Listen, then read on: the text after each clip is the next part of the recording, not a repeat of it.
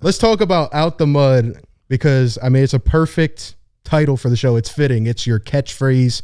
It's what's literally hooked on with Philadelphia. Where did that phrase originate from? Out the mud. That just came from being in the mud and the trenches. You know, that's where everybody kind of identify with being in the mud at. Was it like a certain saying that you had in your childhood or just something that you started throwing around? Like, how did it come about? I mean, it's kind of like for childhood, but at the same time, it transfers over into adulthood when you kind of got to get out of difficult situations. And you got to kind of work yourself out of them type of situations. And that's kind of where the term getting out the mud, because you really working yourself out them situations with kind of no help, you feel me? You ain't really asking for no handouts. It's kind of just like grind. So it's like something you live by. But I'll tell you where it started for Sixer fans. So let's take it back to 2020, December 15th, first preseason game. Sixers, Celtics. You were just drafted, not even a month before. And the Sixers went up in that game. You didn't play 1 minute. And you went on Twitter after the game and you tweeted out, "Finna have to get it out the mud." Now, that went absolutely insane. It exploded. Did you think that that saying would gravitate the way that it did with the Sixer fan base?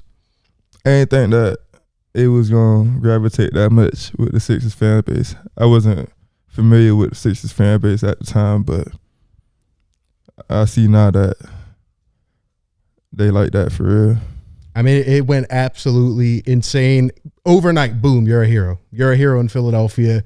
You go from being one of the last picks in the draft, and now people absolutely love you. And it literally hooked on not only as a saying, it's kind of your mentality. It's now a merch line. It's your clinic that you run.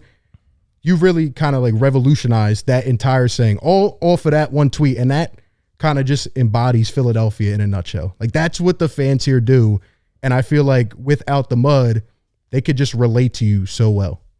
Yeah, I think that's kind of what that was big. I think the fans was big. I'm relatable, you feel me? I'm kind of just like them in a lot of ways as far as like grinding, you know, taking advantage, playing with heart. You know, Philly, a passionate city.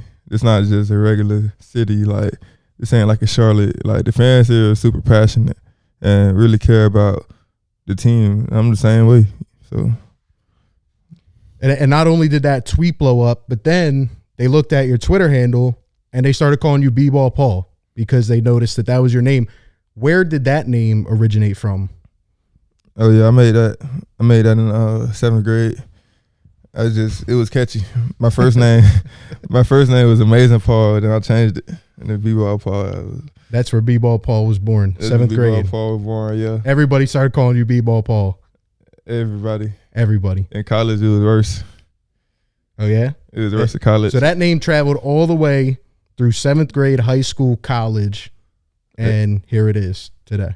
And here it is today.